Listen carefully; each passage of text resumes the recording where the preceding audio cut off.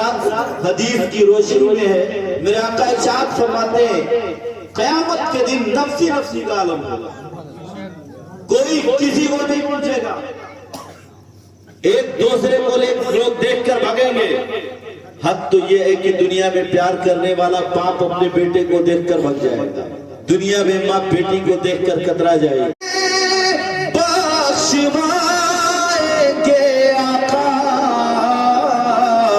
ہمیں حشر میں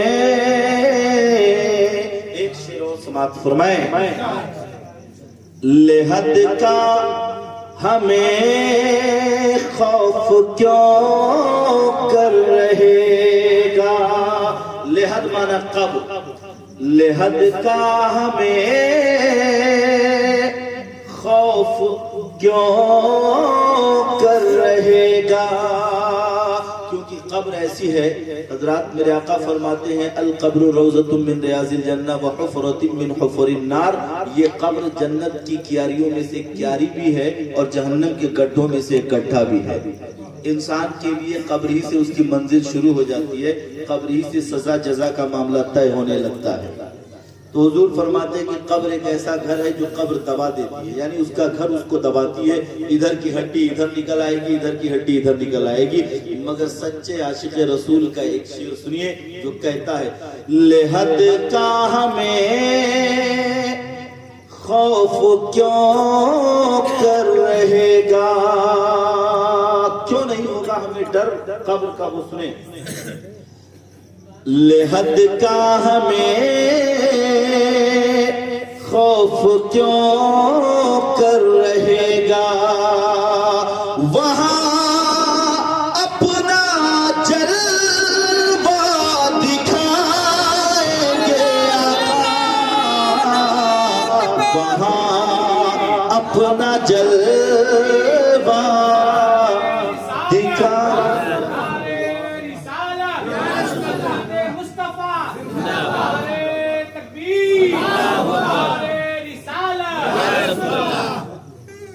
لحد کا ہمیں خوف کیوں کر رہے گا، وہاں اپنا جلوہ دکھائیں گے آقا۔ اور یہی آسی غازی پوری شہر غازی پور کے ایک بہت بڑے بزرگ شاعر، ان کا بھی بڑا مشہور زمانہ شعر اسی قبر کے حوالے سے انہوں نے یہ کہا ہے آج پھولے نہ سمائیں گے کفن میں آسی، آج کی رات ہے اس گل سے ملاقات، مدینہ دیکھ لوں اور مدینے والے آقا کو دیکھ لوں، آپ کا یہی مقصد۔ آسی غازی پوری کہتے ہیں پوری زندگی جسے دیکھ نہ سکے، اب مرنے کے بعد اس کا دیدار ہوگا تو اس سے بڑی خوشی کی بات کیا ہو سکتی ہے۔ آج پھولے نہ سمائیں گے کفن میں آسی، آج کی رات ہے اس گل سے ملاقات کی رات۔ والد صاحب نے بھی اسی مفہوم میں ایک شعر کہا تھا، سماعت فرمائیں، چھیڑو نانک کی روح میں اس وقت نہ چھیڑو، کیوں ہم جلوے محبوب خدا دیکھ رہے ہیں۔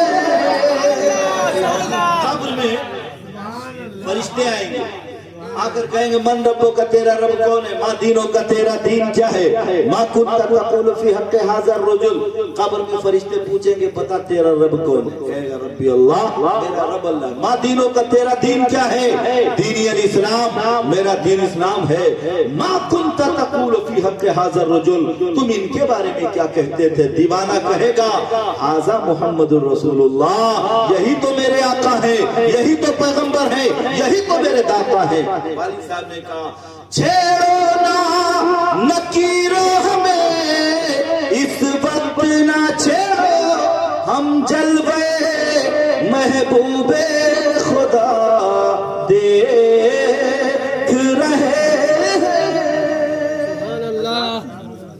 یہ انسان جو دنیا سے جائے گا اور قبر میں پہنچے گا، یہ بھی یاد رکھیے کہ جب کسی کا انتقال ہوتا ہے یہاں تو لوگ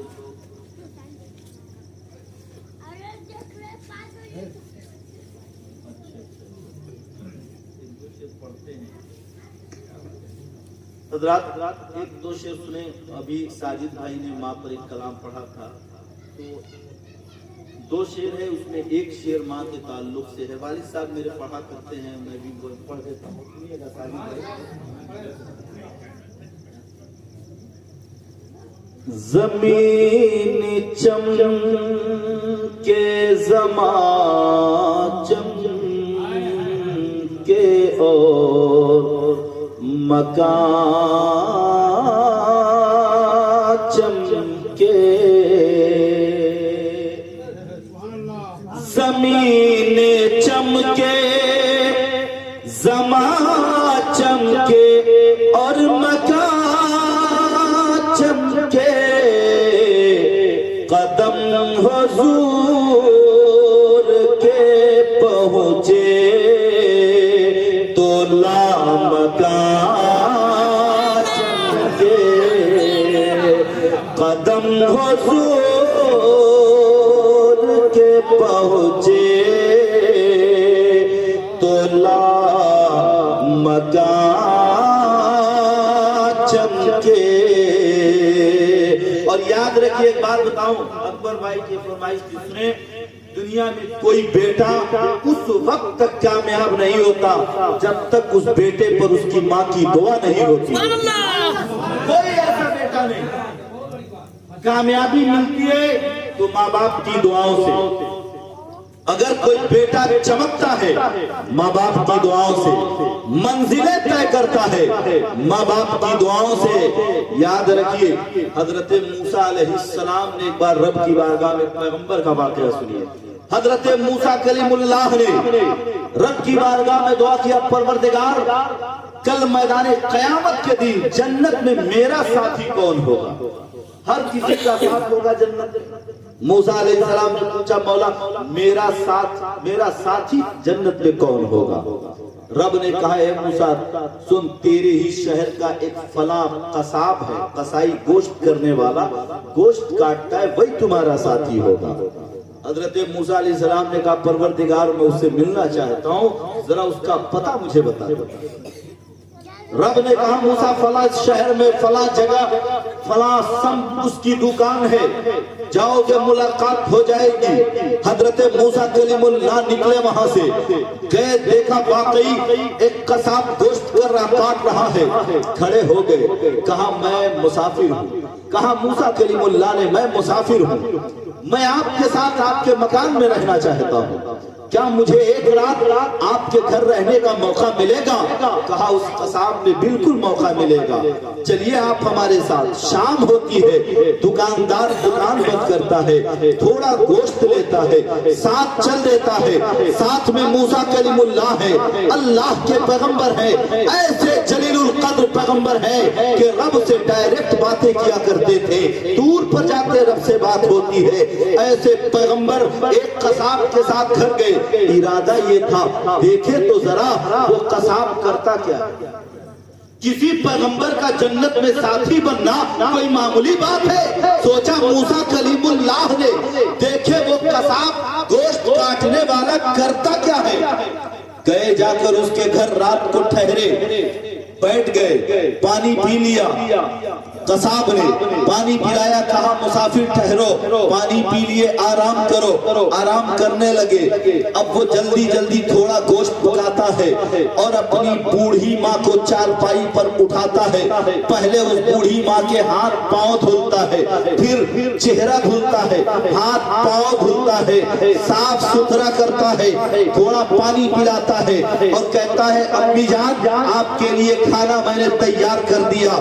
وہ لقمہ اٹھاتا ہے، خود لقمہ چباتا ہے، پھر لقمہ نکال کر اپنی ماں کو دیتا ہے، لے ماں اسے کھا لے.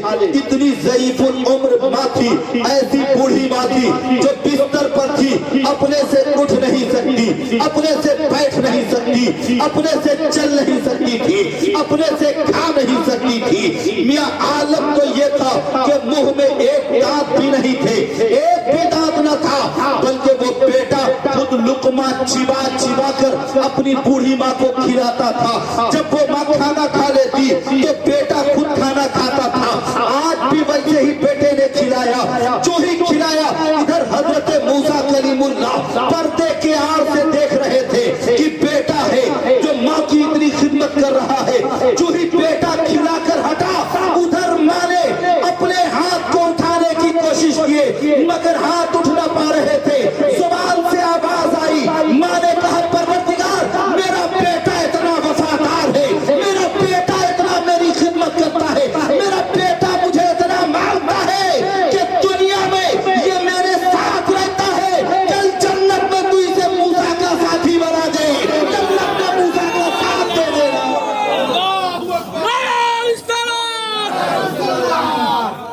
कहा जन्नत में मूसा,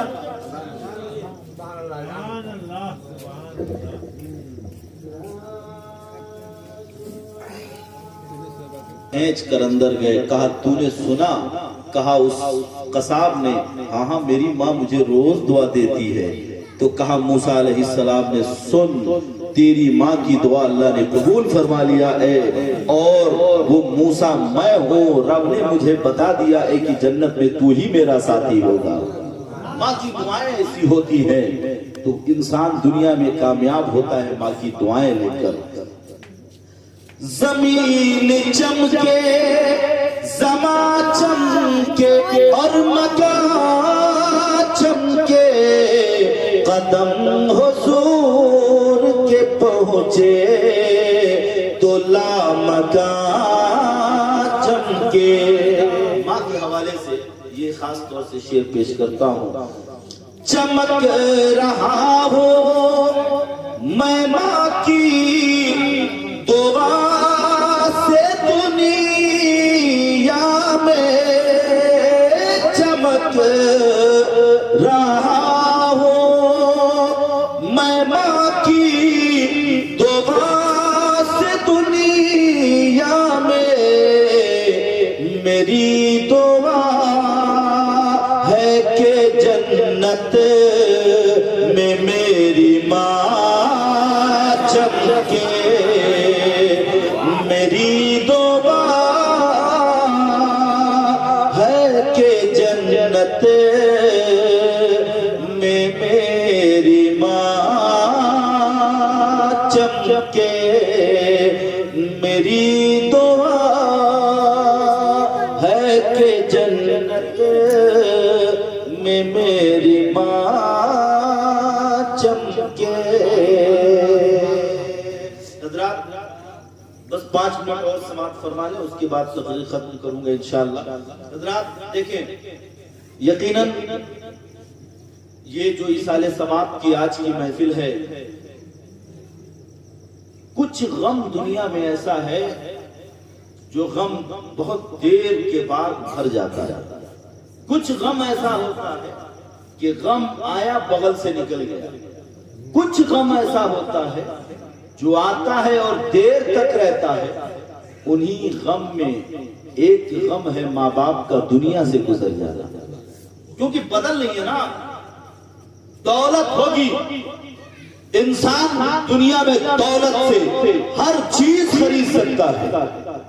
अगर दौलत हो तो इंसान का जिस्म खरीद सकता है। किडनी खरीद लो पैसा हो, मियां इंसान आंखें खरीद लेता है। आंख खराब होगी, दौलत हो दूसरे की आंख लगवा लोगे। किडनी खराब हो, जिस्म का पार्ट है, दौलत हो किडनी बदलवा लोगे।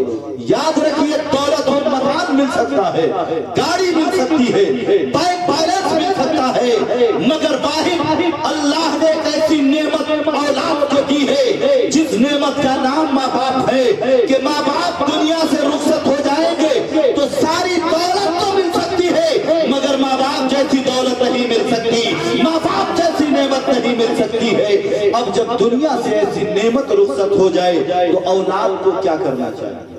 سب سے بڑا اہم سوال یہی ہے، یہی اسی کا جواب دینا چاہتا ہوں اور اپنی بات ختم کرنا چاہتا ہوں۔ یقیناً یہ غم تھا، ابھی کچھ ہی روز پہلے اعجاز چچا کا انتقال ہوا، ابھی وہ غم تو بچوں میں، گھر والوں میں، بھائیوں کا وہ غم ابھی پورا نہ ہوا تھا کہ یقیناً ان کا بھی انتقال ہو گیا، ان کی اہلیہ کا بھی انتقال ہو گیا۔ حضرات میں ادھر سے کبھی کبھی گزرتا تھا تو اعجاز چچیا کو میں دیکھتا تھا دالان میں بیٹھی رہتی تھی، خدا گواہ ہے میں بتاؤں آپ کو، بڑی ہنسی بولنے والی ہے۔ شاید آپ لوگوں کو بھی، آپ لوگوں نے دیکھا ہوگا، میں نے کبھی کبھی دیکھا ہے، ہم لوگوں سے تو بہت رابطہ نہیں کہ مطلب ایسا ہو کہ بار بار ملاقات ہو جائے، لیکن میں جب گزرا ہوں ادھر سے، انہوں نے میرا نام لے کر دیکھا ہے، مجھ سے بات بھی کیا، تو وہ انسان کا ایک بولتا ہوا کردار انسان کو اس کے جانے کے بعد یقیناً اس کے مرتبے کا بھی پتہ دیتا ہے۔ دنیا میں ہر ماں عظیم ہے، کوئی ایسی ماں نہیں دنیا میں جو عظیم نہ ہو۔ تو اولاد کی ذمہ داری اب یہ بنتی ہے کہ جب ماں باپ دنیا سے گزر جائیں تو اب وہ دنیا میں ان کی خدمت نہیں کر سکتا، مگر اولاد انہیں تحفہ دے سکتا ہے ایصال ثواب کی صورت میں، ان کے قبر پہ جا کر فاتحہ پڑھ کر۔ کیوں؟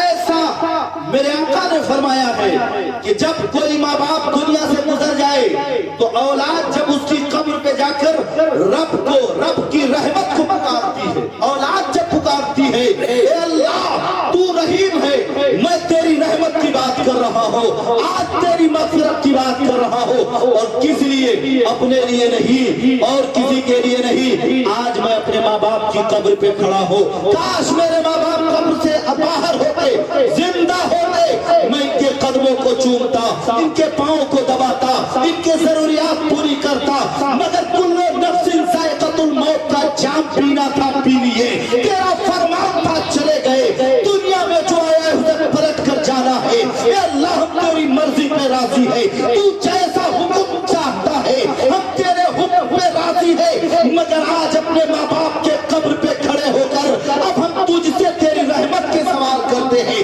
تجھ سے تیرے رحمت کے سوالی ہے، ہم تجھ سے تیری رحمت کی بات کرتے ہیں۔ میرے آقا فرماتے ہیں جب کوئی بیٹا اپنے ماں باپ کی مغفرت کے لیے رب سے رحمت کی بات کرتا ہے، ادھر بات کرتا ہے، ادھر قبر پہ رحمت کی برسات ہوتی ہے، ادھر بات ہوتی ہے، ادھر قبر پہ برسات ہوتی ہے۔ اور نبی فرماتے ہیں کہ بیٹے کی دعا فرشتے لے کر رب کی بارگاہ میں، رب کہتا ہے تم بھی گواہ رہنا فرشتوں، ہم نے بیٹے کی دعا پہ ماں باپ کی مغفرت فرما دیا ہے، تم بھی گواہ رہنا، ہم نے بیٹوں کی دعاؤں پر، اور کچھ کوئی بیٹا نہیں دے سکتا۔ اللہ کے اٹل قانون کے بعد اگر آپ اپنی ماں باپ کو کچھ دینا چاہتے ہیں تو اپنے ماں باپ کو دعاؤں کا تحفہ دیجئے، اپنے ماں باپ کو مغفرت کا تحفہ دیجئے، اپنے ماں باپ کی قبر پہ جا کر دعا مانگیے، چاہے جس طرح مانگیے، اپنی زبان میں مانگیے، قرآن کی ایک دو سورتیں پڑھ کر دعا مانگیے، سورہ فاتحہ پڑھ کر دعا مانگیے، جس طرح بھی پڑھ کر دعا مانگیں گے اللہ دعائیں قبول فرماتا ہے اور والدین کی مغفرت فرماتا ہے۔ رب قدیر جناب مرحوم اعجاز خان صاحب ان کی اہلیہ کو غریق رحمت فرمائے، اس محفل پاک کو قبول فرمائے، بالخصوص ان کے بچوں کو صبر کی توفیق عطا فرمائے۔ قرآن فرماتا ہے صبر کرو گے ان اللہ مع الصابرین، بے شک اللہ صبر کرنے والوں کے ساتھ ہے۔ وما توفیق الا باللہ، استغفر اللہ ربی من کل ذنب واتوب الیہ۔ کھڑے ہو جائے، درود و سلام۔